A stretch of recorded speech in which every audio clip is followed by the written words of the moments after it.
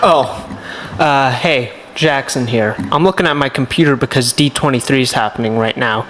Disney's announcing all sorts of brand new projects. Let's see what they have to offer. Incredibles 3, that should be interesting. I like 2, but it was nowhere near as good as the first. Let's hope this one's better. Pixar Bricktoons. It has Lightning McQueen in it. You know I'm going to watch it. Sequel, remake, Incredibles and Fortnite. Oh, here we go. Here's some new information on Toy Story 5. I wonder what it's going to be about. Toys has been to be there for their kids. And with Toy Story 5, the toys' jobs get exponentially harder when our toy crew goes head to head with what kids are obsessed with today, electronics.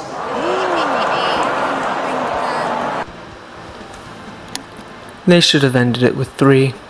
Toy Story, everybody's favorite movie franchise. They love it so much that they just won't let it die.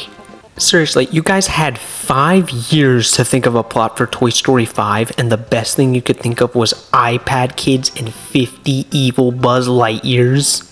I talked about the franchise a couple of videos back, talking about the tie-in video game made for the first film, which was released on Sega Genesis and SNES. But did you know that there's more versions of the game besides those 2? There's a port on the PC, which is missing some content, much like the SNES version, but it's overall the same game. But there's another version that people don't really talk about. You see, Toy Story was a very impressive game for its time. It squeezed as much out of the Genesis and SNES as it could. But what if we took this game that was already pushing the hardware of those systems and crammed it into a gray brick?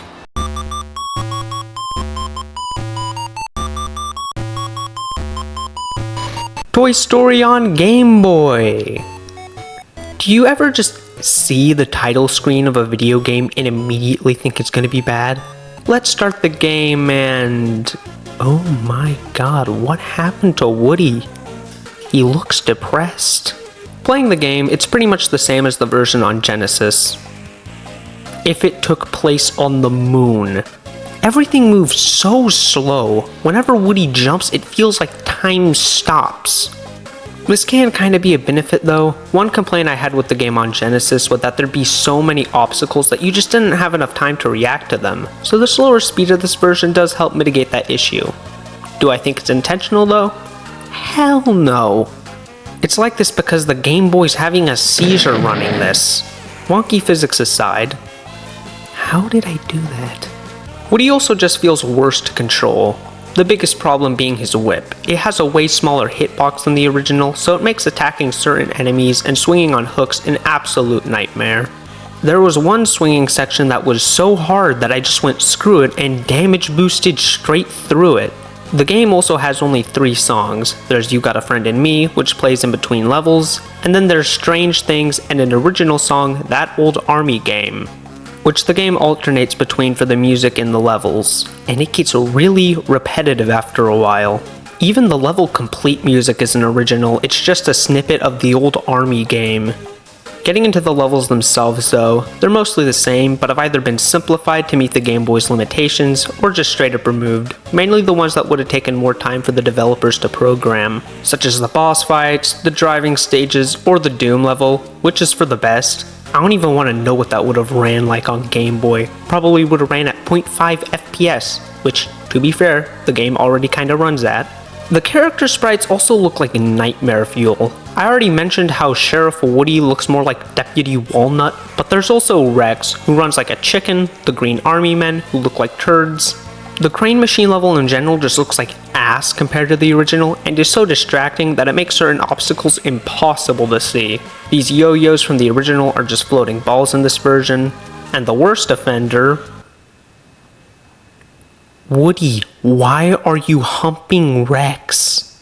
Overall, this is just a really bad game, and probably one of the worst I've ever played. Before, that title went to Samari, but I still have a lot more respect for that game than this one. The developers of that game were a small bootleg developer that probably didn't have the resources or experience to make a great game, but this was done by Tier Text Design Studios, and they're an actual game studio. were an actual game studio. Maybe it wasn't their fault. Maybe Tiertex was cranking out bangers outside of this game. Licensed games like Toy Story, especially ports, usually have short development times in order to release in time with the film. But I don't know. I feel like no amount of extra development time could have saved this port. It seems like it was always doomed to fail. Okay, maybe I need to rephrase that. This game was based on a highly successful movie and released on a system that sold more units than there are people in some countries. It definitely made Disney a decent amount of cash. A better term would be doomed to not be good. Just like Toy Story 5. And that's what I thought for the longest time, that this game just couldn't be done on 8-bit hardware without it either being reworked into a completely different game, or just straight up terrible. Leave it to Taiwan to prove me wrong.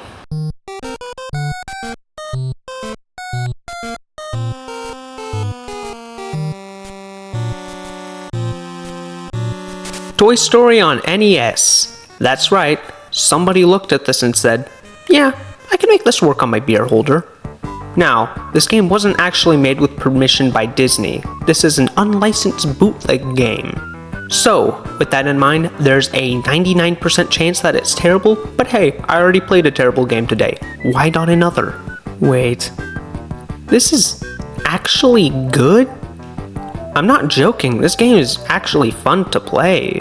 There's a couple of complaints I have, like how Woody's jump kills his speed, or the knockback when he takes damage, but I'll take that a million times over Woody's Moon Simulator.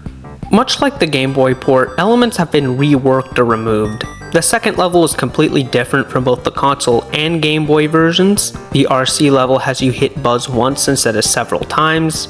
Hooks require you to jump directly onto them to swing off them compared to latching onto them with your pull string, and both boss fights against Buzz have been simplified. The game in general also has less levels, even compared to the Game Boy version. It only has 5 and can be beaten in less than 10 minutes, compared to the version on Game Boy, which had double that and was closer to 30 minutes in length.